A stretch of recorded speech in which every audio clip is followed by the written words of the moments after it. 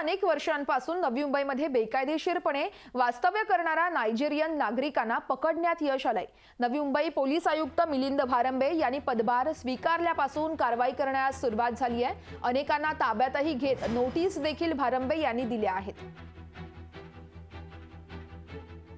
नवी मुंबई हे एक आंतरराष्ट्रीय शहर असल्यामुळे इथे खूप फॉरेन नॅशनल्स बिझनेस करता किंवा शिक्षणाकरता, मेडिकल किंवा टुरिझम करता ह्या ठिकाणी येत असतात आणि अशा सर्व फॉरेन नॅशनल्सला नवी मुंबई पोलीस सातत्याने ट्रॅक करत असतं, त्यांचा लेखाजोखा आपल्याकडे ठेवत असतं। फॉरेन नॅशनल्स हे काही इलिसिट क्राईम्स आणि याच्यामध्ये इंडल्ज करतात। विशेष करून नार्कोटिक्समध्ये काही फॉरेन नॅशनल्स इंडल्ज करत असल्याचं निदर्शनास आल्यावर त्यांच्यावर NDPS ॲक्ट जो आहे नार्कोटिक्सशी संबंधित त्याच्या अंतर्गत सुद्धा गुन्हे दाखल केलेले आहेत, त्यांना अटक केलेली आहे आणि त्यांच्यावर जी पुढील कारवाई करायची ती त्याच्यानंतर डिपोर्टेशनची कारवाई सुद्धा करण्यात येईल।